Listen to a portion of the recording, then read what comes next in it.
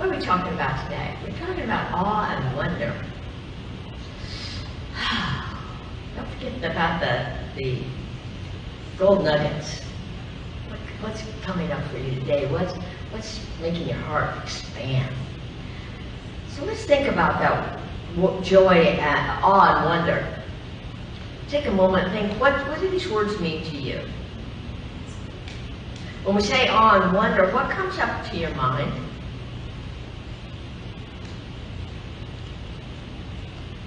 For me, awe and wonder lights me up. It lifts me into some kind of a magical world of answered prayer. Awe and wonder is the feeling of the presence of God in my life more fully and more completely than ever before, in all of my experiences. You know, when I thought about this title, Awe and Wonder, I stopped and thought, where do I feel that? And you know, whenever I travel, I always go into cathedrals or big churches. Anybody do that? I love it because the power of prayer is so evident there, because people go in, especially Catholic churches, you know, they're praying all the time. You can feel it. Ooh, you get it. Awe and wonder. The feeling of awe and wonder makes me know I'm on the right path. I'm supported. I'm absolutely loved by something greater than myself. In awe and wonder, I know that I'm never alone. It helps me to see and to feel that presence of God always, in every moment, in all that I do and all that I say. I have to tell you, this wasn't always the case for me. Anybody else? Yeah. What I've learned is that it takes practice. It takes practice, and it takes a willingness to live in and from awe and wonder. I've had to learn that. We all do. It takes my willingness to believe in an unseen power that wishes to serve me, that wants only my greatest good in all that I do and all that I am. You know, it takes a lot of effort for us to block our blessings. It does. It takes a lot of effort. We have to push everything away. And I was really good at that. How about you? You know, I know some of you have heard this story, but when I first got into Science of Mind, into Centers for Spiritual Living, I saw a practitioner. I still see a practitioner. I see a practitioner every month. And that's open for you to do also. But what that does is it helps me to stay connected to my divine presence. And one of my first practitioners, she was a godly woman. She was absolutely beautiful. And she'd talk about the presence of God all the time. And I'd say, And then I'd tell her, but what about this? Then she'd go on. And I'd say, but what about this? And I'd always counter. I'd tell her all the bad stuff. Anybody? Or was it just me? Maybe it was just me. I blocked my blessings because all I could look at was what had gone wrong in my life. Tunnel vision. Actually, blocking my blessings is what blinded me to my good. I had constant complaints. Anybody? About life being unfair. Unfair. To prevent God from being God in my life. Because, yes, I could see God in her life, but not working in my life. And I had evidence. Anybody bring evidence to the party? I kept looking for what wasn't working. I kept pointing out what wasn't working. Anyone doing that? We all do, you see. It's a natural human reaction to bumping up against life, but there comes a time when we've got to stop doing it for our greatest good. So when I was putting this talk together, I always look over in one of my many bookshelves, and I looked over and this book just lit up for me, and I said, okay, Spirit, what do you got for me in this? And this is Myrtle Fillmore's Healing Letters. And if you've ever read anything by Myrtle Fillmore, this woman was brilliant. And she and her husband started Unity. And this is about prayer. And it says, as we pray, the word of life is going down into us, breaking up old, fixed beliefs and reorganizing our life. Now hear that. The prayer is going down and breaking up old fixed beliefs, these places that we hold against ourselves. The word of life, life as God has planned it, is taking hold of our subconscious, and we know that we are free, and we begin to use our freedom. This is what prayer does for us. The results will take care of themselves once we have started our foundation in truth. With God, all things are possible. Those who receive spiritual help are the ones who place their undivided faith in God and who bring their thinking into alignment with God's truth. Ye shall know the truth, and the truth shall make you free. This is why I see a practitioner, and you're more than welcome to call on any one of the practitioners to help you to understand if there's any block that keeps you from knowing the awe and wonder of your own being. So it takes baby steps. We each must start right where we are. That's what Myrtle says. Start with prayer, making a commitment to bringing God into your daily life. Awe and wonder means we've got to be committed to being open and receptive to receive that. Because it's already present in us, around us, and through us, but we have to open the door and say yes to it. Desiring something greater to give our attention to. If you're interested in learning any of this, sign up for the new class. I'm going to do it during the day, and I'll do it in the evening. The times are sort of, they're up in the air. If you want another time, let me know. We want to serve you here in your awakening to that nature that lives within you, always has been, always will. Yes? Yes. Yes. Good. Let's each face the facts that we will never be free of a lot of things. Taxes, wars, death, world affairs, and gossip. We're never going to be free of that. There's always going to be somebody that wants to tell you what's wrong, yes? Yeah, sometimes you might be you. These experiences are here to give us each a clear choice. A choice as to how we will choose to live and where we will live from.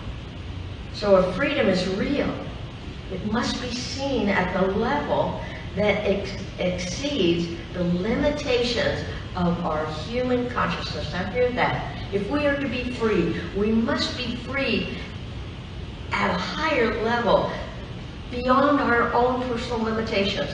That person that used to tell her practitioner all the things that were wrong, and she knew it, and she had evidence.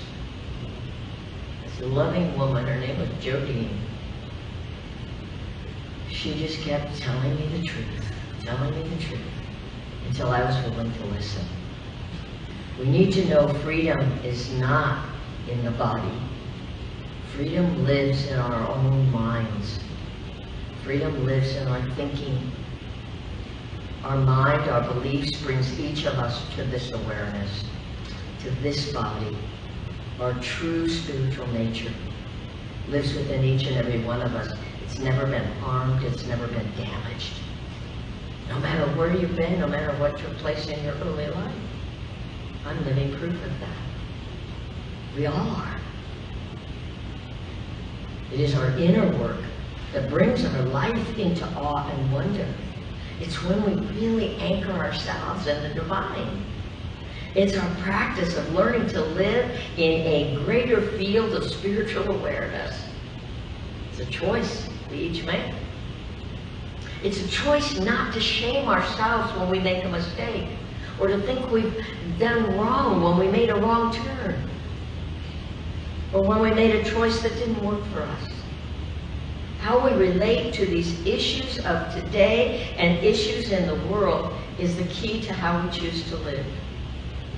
Check it out. Our life is all about choices. Moment by moment, we choose what we wish to believe. It's not easy today, is it? With all the information that is bombarding each and every one of us. There comes a moment in every day, in every moment, when we have to turn that off and turn to that divine nature, the awe and wonder that lives within us. It's up to each one of us to challenge our thinking. I have to challenge my thinking every day. Challenge where and what we listen to and what we believe in. What are you believing in right now? What's taking place outside of this room? Are you believing in what lives within you? To become a true believer, we must begin by believing in ourselves. Oh, I love that one. I couldn't do that when I first started in this. To become a true believer, we must begin by believing in ourselves. Even when we make a mistake. Even when we get tired and pushed and pressured. Believe you can do it. And choose to be lifted up in your own divine nature. I'm finding myself lately making mistakes or being overpressured in different areas, especially with my foot. And I just have to be okay with it. I have to be okay with what's taking place in our lives, in our presence. Awe and wonder asks us each to believe in a power greater than what we see, than what we feel. Awe and wonder is believing in ourselves, believing in what lives within us with empowering words and empowering thoughts. Living in faith, knowing there is a loving presence within each and every one of us, soothes the creases of our soul, heals our history, floods our mind with a rush of creative thinking that expands our hearts. And the more our hearts expand, the more we can have love and understanding for people that aren't there yet. Filling us with love and loving compassion for the rest of humanity. Because right now, I don't know about you, but in my opinion, humanity needs our loving presence to be blessed by us. These are the results. When we are really recognizing how loved and cherished and adored we each are, then we can send love out to the hearts of the world. So today I invite each of us to lean into awe and wonder. To lean into that awe and wonder of God's loving guidance, overflowing with expectations of love, allowing the blessings of life to chase you down. Imagine that, the blessings of life are chasing you. Stop. Let it catch up with you. And let it fill you up to overflowing. Let it wash over you. Let it expand in your life more powerfully in God's love. Because it's there for each one of us. And it's up to you, and it's up to me. So I'm going to take us into the prayer time this morning with more of Myrtle Fillmore. Brilliant, brilliant woman. So if it's comfortable, I invite you to close your eyes, because then I'm going to take us into the closing prayer. Just breathe. A little period of quiet and rest each day.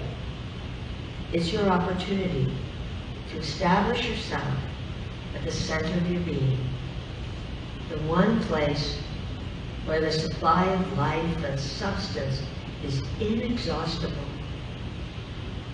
God is this eternal life that we make into living. Each day, we should have a regular period of stillness when the soul may gather sustaining power and restoring life. God gives freely. It is for us to keep receiving channels open, to keep attuned to the realities, so that this intellect of ours does not take us out among the limited ideas of the world, but keeps us alive within the God that lives within each and every one of us. So we open. We open to the one life and the one power, the allness and the isness that we call God. Infinite, divine, beloved. It is everywhere present, and it is the life that lives and breathes within you and lives and breathes within me. For I know and accept that this day we are each blessed and we are a blessing. And as we breathe into the sacred and holy place that lives at the center heart of our being, we know and accept that everything is coming together in our personal lives and the lives of our loved ones, healed, whole, and complete. I know that there's only one life, and that life is God's life, and that life is perfect. And it is mine today. It is yours today, every day. And so as I'm knowing this and accepting this truth, greater this day, we are lifted up beyond conditions, beyond situations, so that clearly we can know that we are each the beloved place where God shows up. We know this for ourselves, we know this for each other, and we know this for the hearts of the world. I know and accept that everything always works out for each and every one of us, no matter what it looks like. Because we are faith-based, wholly perfect, and we rely on that loving presence and pure spirit to guide us in everything that we do. So knowing and accepting that this and so much more is already taking place in your life and in my life, we give thanks in advance for all the good that is taking place. And so we just release this, our powerful word, into the ever-living, loving law of God that returns to us, multiplied, magnified, and spilling over. And if you're in agreement, please join me in saying, and so it is.